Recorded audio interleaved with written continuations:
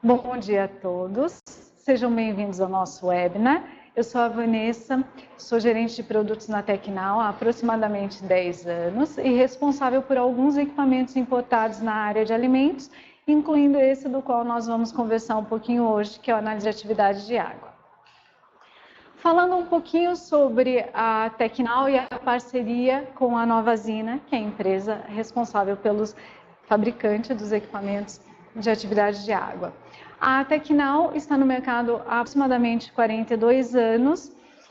Ela fabrica hoje 140 equipamentos e há mais ou menos 10 anos atrás resolveu trazer, para melhorar ainda mais o portfólio dos nossos produtos, resolveu trazer alguns produtos importados de novas tecnologias. E um deles foi o analisador de atividade de água da marca Novazina, uma marca suíça.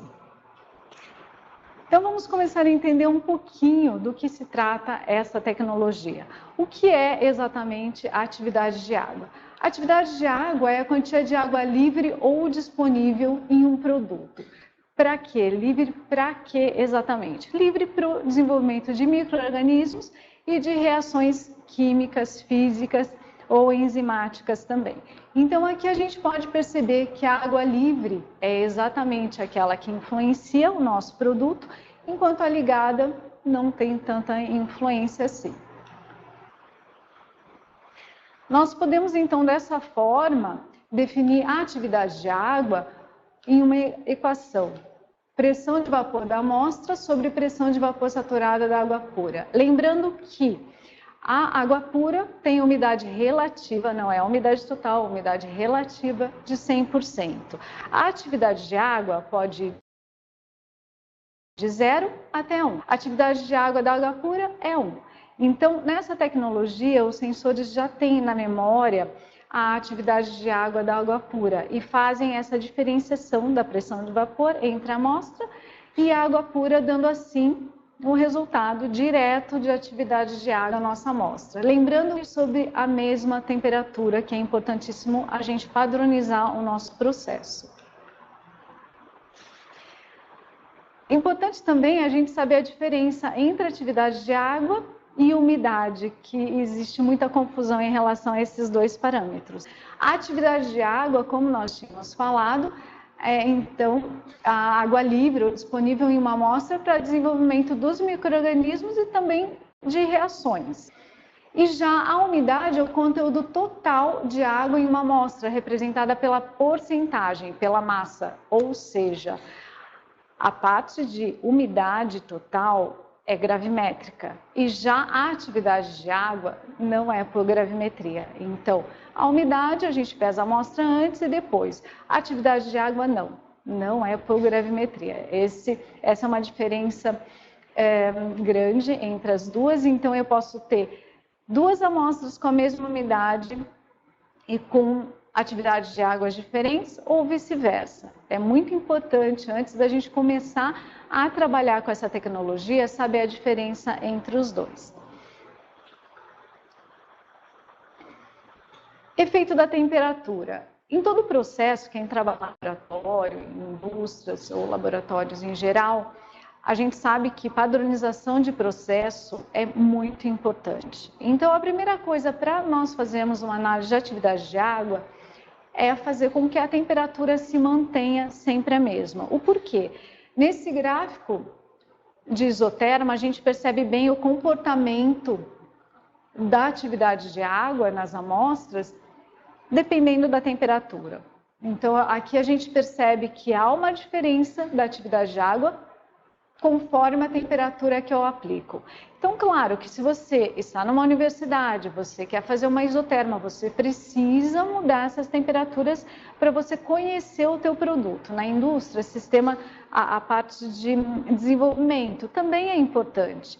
Mas quando eu estou num controle de qualidade, aprovando ou reprovando o meu produto, o ideal é você manter sempre a temperatura padrão. O normal, 25 graus, que é o normal de se fazer uma análise de atividade de água, e alguns equipamentos vêm calibrados a 20 graus. Então, depende muito também da indústria. Okay? Mas o importante é a gente manter sempre a mesma temperatura para padronizar o meu processo. Esse gráfico é bem interessante, que mostra todas as reações e o desenvolvimento de micro-organismos e em quais atividades de água elas começam. Então aqui a gente tem a oxidação, que ela começa a ter um aumento a partir de 0,5 mais ou menos. O escurecimento enzimático ou não enzimático, que tem o seu pico em 0,7 aproximadamente. As vitaminas começam a ser degradadas, isso é um dado bem importante, a partir de 0,6, que se vocês perceberem, os micro-organismos também começam a se desenvolver a partir de 0,6 de atividade de água.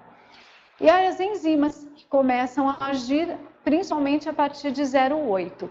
Então, aqui a gente pode perceber que muitas das reações e a questão microbiológica começa a se desenvolver mais a 0,6. A gente vai ver nos próximos slides que o 0,6 é um ponto crítico de controle para a maioria das indústrias. Okay? Então, o que afeta todas essas oxidações, reações e desenvolvimento de micro-organismos? A estabilidade microbiológica, o shelf life, e estabilidade química e física do meu produto. Por que então a gente deve medir a atividade de água? Primeira coisa, a segurança microbiológica é o shelf life. Se você tem uma atividade de água mais baixa no teu produto, o teu shelf life, a vida de prateleira, vai ser bem maior. Isso é importantíssimo. Normativas. A normativa HACCP, que é a análise de pontos críticos de controle, não é apenas ela que rege. A gente tem hoje normativas do MAPA, que a gente precisa seguir, e que, sem dúvida nenhuma, a análise de atividade de água passou a ser um ponto crítico de controle para a maioria dos produtos. Regulamentações, hoje em dia muitas indústrias estão exportando cada vez mais, para isso é importante a gente fazer esse controle, porque o fato de exportar, você vai ter um tempo muito grande de transporte e também as temperaturas diferentes, umidade diferente, e para isso você já previne tendo sua atividade de água mais baixa no início. E o controle das reações químicas e alterações físicas, não só a parte microbiológica importa, a gente tem a questão de mudanças de textura, mudanças de cor, então tudo isso interfere sim na aprovação do produto pelo seu cliente. Então, para isso, a atividade de água também, a crocância do teu produto também vai ser alterado pela atividade de água. Muito importante, e a gente vai começar pelos alimentos de maior grau de atividade de água. Então, a atividade de água, como nós comentamos, vai de 0 a 1. E os produtos que têm maior atividade de água, que são carnes, pescados, a área de laticínios, tem uma muito grande a análise de atividade de água. Aqui a gente pode perceber que de 1 a 0,85 mais ou menos, a gente tem um desenvolvimento enorme de patógenos, então é muito importante controlar, e também de bolores, que aí desenvolvem essa área de 1 até 0,85 aproximadamente, é uma área, um ponto crítico muito grande, é a atividade de água para essa região, porque a gente precisa controlar para prevenir depois o desenvolvimento desses micro-organismos e micotoxinas também. Abaixo de 0,85 até 0,60 mais ou menos, a gente diminui bem a quantidade, a proliferação de patógenos, porém a gente tem a deterioração, são bactérias deteriorantes. Então, de qualquer forma, a vida de prateleira do teu produto não vai ser boa se tiver uma atividade de água muito alta. Então, é importante também se analisar. Quando a gente começa de 0,6 para baixo, achamos que a preocupação não é tão grande. De início pode ser que não, mas as células aqui, embora não se desenvolvam de micro-organismos, elas estão viáveis. O que faz com que, no momento que você der a oportunidade para elas se desenvolverem, condições, temperatura, umidade e uma embalagem, elas vão se desenvolver. porque a gente sabe que os nossos produtos têm proteínas, têm todos os nutrientes que os micro-organismos adoram e consomem para o desenvolvimento. Então, embora a atividade de água aqui seja baixa, é importantíssimo que se mantenham as condições boas para que não haja desenvolvimento desses micro-organismos e das próprias reações. Falando um pouco das aplicações, que é o que nos interessa exatamente. A gente tem a aplicação em carnes. Como nós tínhamos comentado antes, a atividade de água de carnes é muito alta. Então, chega a 0,995, mais ou menos. Isso é altíssimo. O controle tem que ser muito bom. E aqui nós temos algumas sugestões. Claro que cada indústria tem o seu parâmetro, tem o seu controle, mas a gente tem algumas sugestões para que essa atividade de água se mantenha mais baixa. Como a adição de sal, a própria secagem, cuidado com a secagem, porque ela muda um pouco a sua textura, ela pode mudar o sabor e pode mudar a cor. Então, ela tem que ser controlada com a atividade de água e também com a umidade para que você tenha um produto adequado. Defumação, cura, salga, enlatamento. Então, como eu falei, cada indústria tem o seu parâmetro, cada indústria tem o seu processo, mas são sugestões. Área de laticínios, nós vimos que também eles estão naquele patamar muito próximo de atividade de água 1. Então, da mesma forma, a gente tem que fazer esse controle, principalmente porque nós temos o desenvolvimento de clostridiums. Então, dessa forma, a gente precisa, sim, otimizar processos de maturação, cuidar com a atividade enzimática e o controle de sal e umidade. Os queijos ficam nas câmeras. Então, há necessidade de controle de temperatura e umidade das câmeras para que a gente consiga manter a nossa atividade de água. Área de panificação. É interessante que a maioria das pessoas acham que a área de panificação, pelo fato de ser mais baixa a atividade de água, às vezes 0,5, 0,6, não há tanta necessidade de controle. Porém, a gente tem produtos com vários ingredientes. Um exemplo é o panetone. O panetone tem as frutinhas secas. Essas frutas têm uma atividade de água muito alta. Automaticamente ela vai migrar, essa atividade de água migra para a massa, fazendo com que o produto em seu todo acabe aumentando a atividade de água e ocorrendo ou bolores, ou então mesmo o desenvolvimento de micro-organismos nele. Importantíssimo a gente evitar o escurecimento e degradação dos ingredientes, principalmente em alimentos funcionais, e na quantidade de aminoácidos muito desenvolvem mais micro-organismos. Evitar modificações de textura, propriedades físicas, perda de cor, aroma. Então, para tudo isso é importante a gente controlar a atividade de água, mesmo que esteja abaixo de 6, mas pelo menos mantê-la durante todo o shelf life nessa atividade de água mais baixa.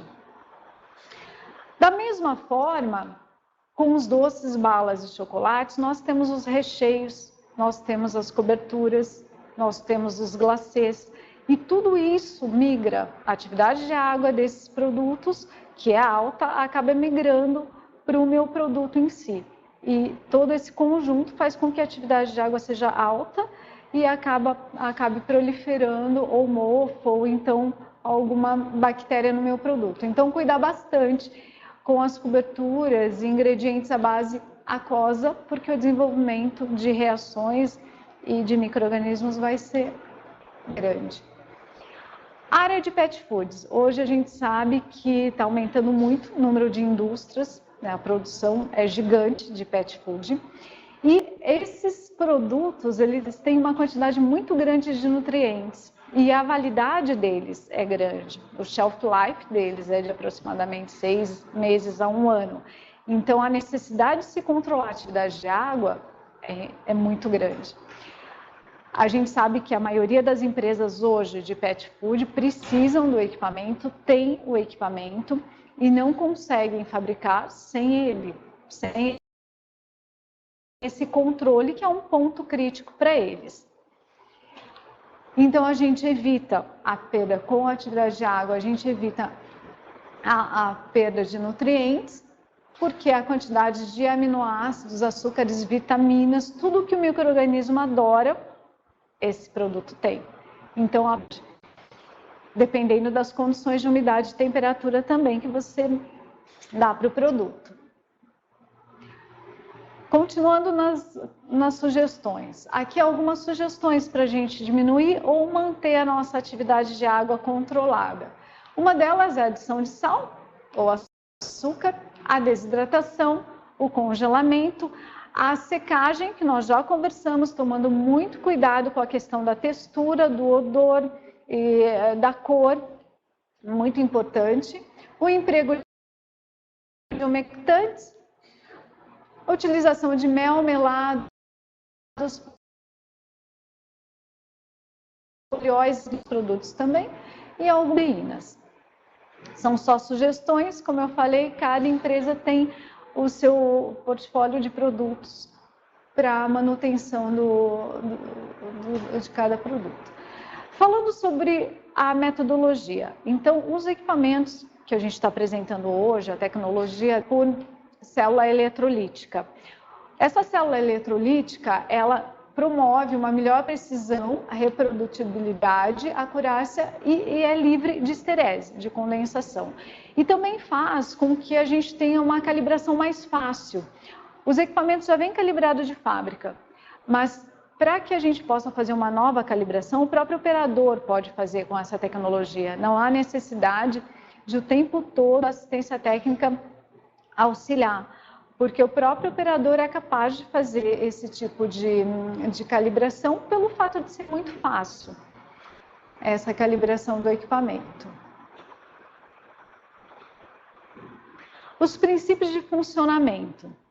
Então, como eu falei, não há necessidade de pesar a amostra, simplesmente cortar, principalmente se for uma quantidade de gordura grande, a gente corta. A amostra é colocada nessa câmara hermética.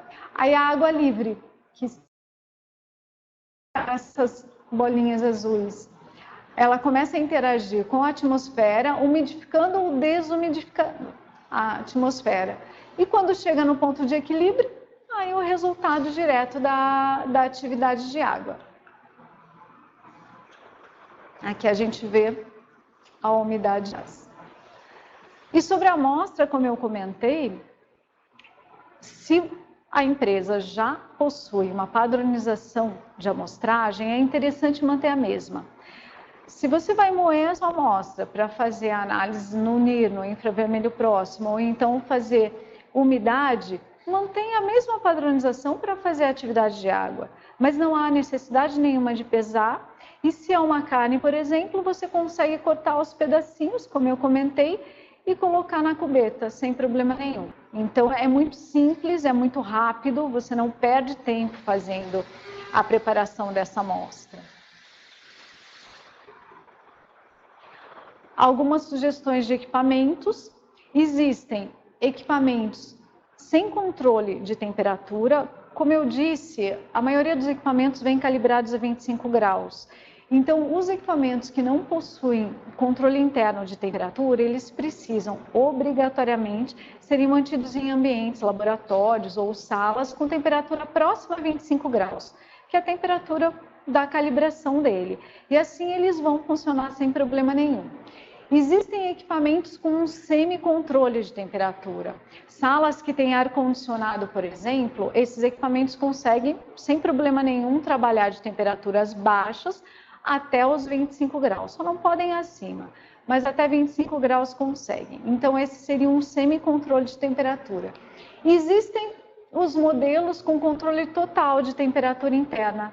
Então, independentemente da temperatura da sua sala, do seu laboratório, você vai conseguir trabalhar com ele sem problema nenhum, porque ele tem esse controle interno e ele vai estabilizar a 25 graus ou a 20 graus no caso de algumas empresas que precisam. Esses equipamentos com controle total, eles são com quatro dígitos após a vírgula, então eles dão uma precisão melhor. Além do controle, ainda tem a questão dessa precisão dos 4 dígitos. Os demais são com 3 dígitos, mas sua utilização é muito fácil da mesma forma e, claro, depende de cada produto. Se você tem um produto mais seco, esses vão lhe auxiliar sem problema nenhum.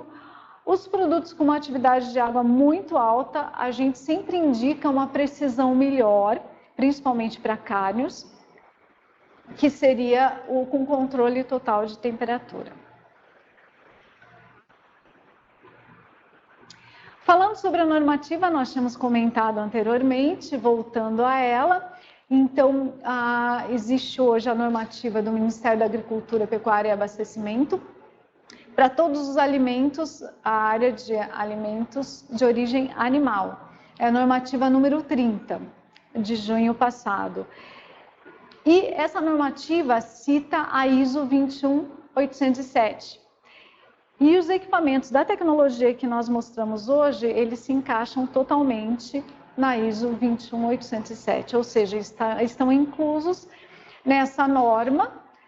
E lembrando que todas as indústrias nessa área de alimentos de origem animal, até junho do ano que vem, tem que se adequar a essa norma e a gente está à disposição para auxiliá-los no que vocês precisarem em relação a isso também. Nós temos todas as normas e conseguimos auxiliar vocês quando necessário.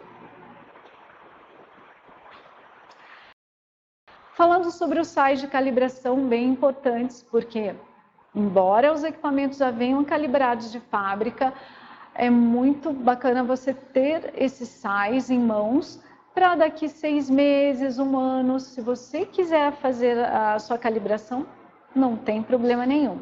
Conosco, ou por telefone, ou então por e-mail, a gente consegue auxiliá-los em relação à calibração do equipamento ou uma simples verificação. A gente sabe que a maioria das empresas tem os POPs, os procedimentos operacionais, e nesses procedimentos, normalmente colocam, a cada 3 meses vamos fazer uma verificação com os padrões, a cada 6 meses vamos fazer uma nova calibração.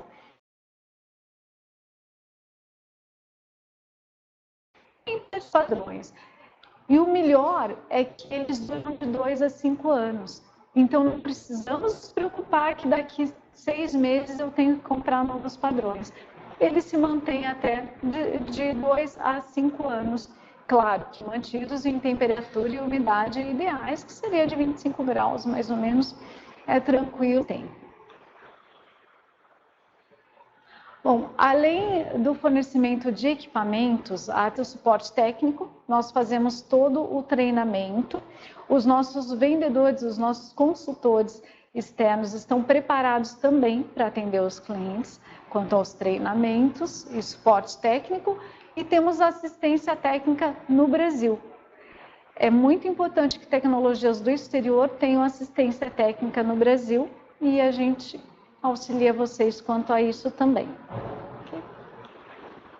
Queria agradecer a presença de todos, espero que tenham gostado. Fiquem à vontade para fazer perguntas, a gente vai responder, não exatamente agora, porque o nosso tempo não é muito extenso, mas podem fazer perguntas no nosso chat que a gente responde para vocês sem problema nenhum. Muito obrigada e um bom dia a todos.